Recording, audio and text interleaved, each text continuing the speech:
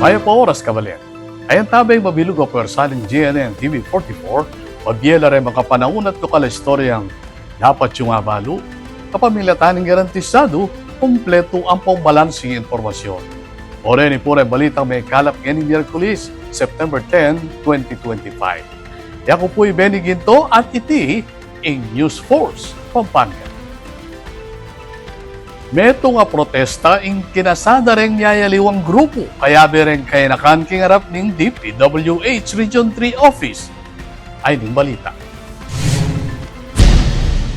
Meto nga kilos protesta ing kesada rin kayanakan at aliwapang cause-oriented groups inyang Martis kingarap ning Department of Public Works and Highways o DPWH Regional Office king Pampanga bang kondenan ingaman na korupsyon kano kareng flood control projects king Central Luzon. Ing rally, penimunane ning kilusan para sa pambansang demokrasya o kilusan kayabe ing Youth for Nationalism and Democracy at Alternative Politics Movement o Alterpol.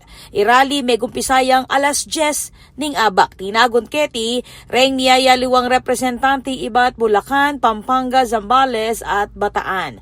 Agpang kareng grupo, metonging korupsyon, kareng sangkan, inya magpasakit lakwas, king sitwasyon dareng residente, king maluwat ng apektado, king albug at climate change. Kakalampag larete king gobyerno na ipagtanggol yung pondo ning balen at kailangan lang makibatan reng sangkuta kontratista at opisyal. Ako po, Patricia Mamangon para king News Force Pampanga. Balitang tutuking balen, susuyo. King siyudad ng Angeles, ibuklat siya in publiko ing bidding para kareng pisaling saken at motor al maluwat ng maka-impound king City Hall compound. Ay ning detalye. Bang mabawas, larempakatamba kasaken at motorsiklo, king impounding area, king Angeles City Hall. Ipatupad ning lokal na gobyerno, ing bayong panuntunan para king masaleseng pa mag-dispose kareti. Inyang September 3, pinirma ning Mayor Carmelo John Lazatin II, ing Executive Order Number 14, Series of 2025, magtakda, king implementing rules and regulations o IRR para king pamanibala, pamamisali at pamag-dispose karing may impound da saken ang makatuki king national regulation. Agpang king EO, reng saken makakwa kilog ning 90 days o 3 bulan mi pailalam la king public auction. Kay batyang pepalwaling abiso kareng lokaladyaryo at opisyal website na ning syudad at kareng bulletin board kareng pampublikong lugal kalupa king palengke at City Hall. Ing City General Services Office o GSO ing magtakda king minimum price dareng balang saken kay bat ning inspeksyon at tanggap rehistro ibat kareng interesadong bidder. Gawa niya iting open bidding nung nukarin ing kamata sa offer yang ideklarang manyambut at kailangan mamayad kilog ning 24 oras. Ustong kapamayad automatic yang madisqualify iti at tokyan ing kamata sa bidder ay ang sinambot. Inganggang penakitan ibat king auction, i-account lareti agpangking regulasyon ning Commission on Audit o COA para king transparency. Ing City Treasurer's Office ing manibala king report, kaugne daring anggang transaksyon. Ako po, Patricia Mamangon para king News Force Pampanga. Balitang tutuking balen, susuyo. Migit 500 na ortelano king Magalang, Pampanga, intinanggap sao pinansyal iba't king Department of Social Welfare and Development. Ay ni-report ng Ira Ignacio. Kabilugang 507 o ortelano king Magalang ing tinanggap cash assistance at 3,000 balang metong iba't king Department of Social Welfare and Development o DSWD. Metong ya ing Magalang king manimunang producers ning palay king Pampanga ang mayigit 70% ing karelang agricultural land. Ing pamamye, Penimunan Dairy Pampanga 1st District Board Members Cherry Manalo ang po Christian Halili. Kaya dyan naman imagalang Mayor Malu Lacson, amemye importansya king agrikultura king ekonomiya ning balen. Balaos naman ning suportada ring opisyalis ning magalang LGU ang po Kapitolyo, bang ipakiting kapasalamatan kareng mananam kayong karelang dedikasyon ang po kayong pagiging masipag amago bro. Ako po, Ira Ignacio, para King News Force Pampanga.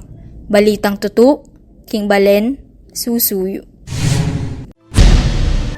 Atin pa mga paling balita king pamagbalik ling News Force Pampanga.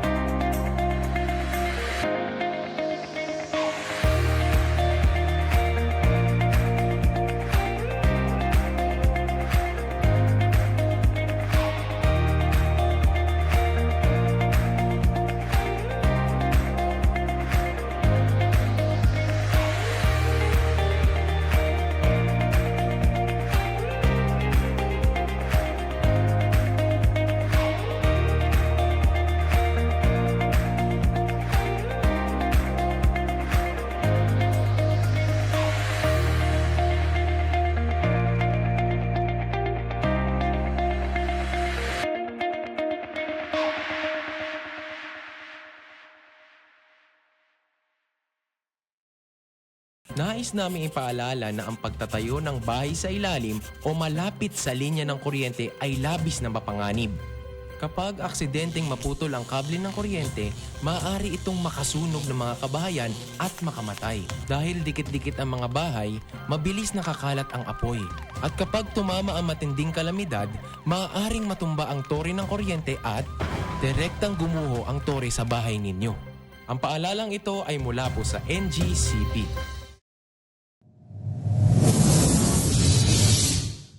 Panandamaning El Nino. Kung toro papali o mitatasing temperatura, daragul mo naman ing pamangailangan king kuryente. King daragula demand king kuryente asang kaning paning pamangamit kareng appliances kalupaning aircon, freezer at refrigerator. Asahan tamo naman na siguradong tuki ing kimot ning presyo ning kuryente amani batan king wholesale electricity spot market. Inya naman papaganakan ning Svelapco kareng hanggang consumers ing paniguradong pamagbayo ning konsumo at presyo ning kuryente balang kilowatt hour. Manatiling makayantabe king kaya kaming Facebook page para kareng latest advisory. Beto nga paganaka, ibat king Svelapco. Kapag labis pong nainitan o nausukan ng mga linya, tore at mga materyales na nakakabit dito, maaaring magdulot ito ng pagkaantala sa daloy ng kuryente. Bukod sa apoy, ang usok mula sa pagsisiga ay nagiging dahilan para ma-ionize ang hangin sa paligid ng linya ng kuryente. Ang mismong hangin ay pwedeng maging konduktor ng kuryente sa pagitan ng mga kable. Ang usok ay maaaring daluyan ng kuryente papuntang lupa at maging sanhi ng brownout. Ang paalalang ito ay mula po sa NGCP.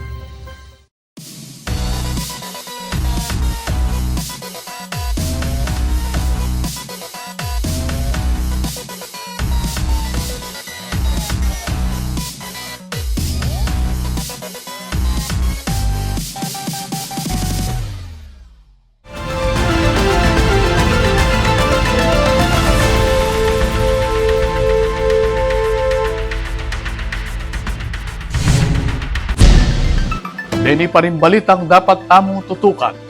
Aranasan na rin bisita iba't king Negros Occidental ing mabanding kultura ng Ciudad Angeles kayag naning pamagbisita dareti. Ay report ng Laika Gamboa.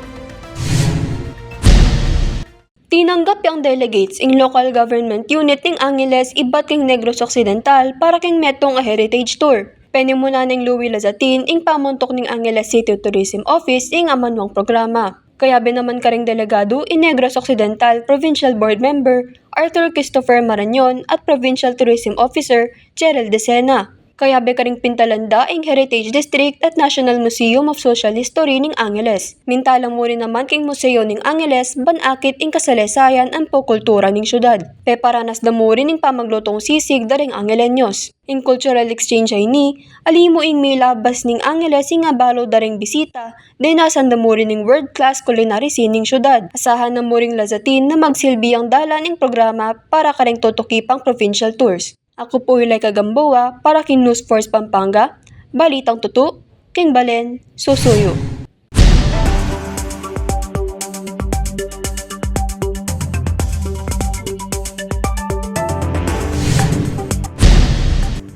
Kaya katamong pakibaluan ng bili ng panahon king lalawigan, kilub ng 24 oras. Mimiral pamurin ng Easterlies kay Southern Luzon, Visayas, Ampo, Mindanao. Magdalaya iting malula mapanahon oran ng pagkidlap king miyayalibang parte ng Luzon. At inamang babanteng kaulapan gigsalangan ng bansa kilwal ng area of responsibility. Pagpangking pag-asa at initing posibilidad na maging low pressure area.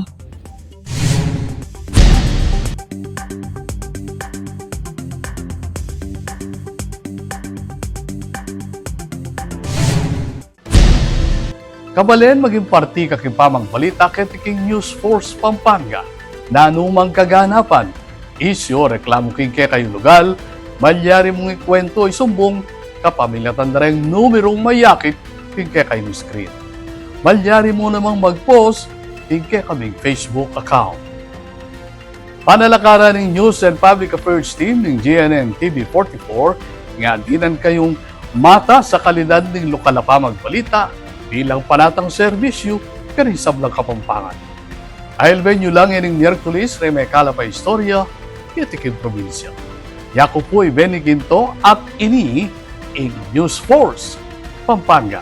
Balitang tutu, Hibalen, Susu.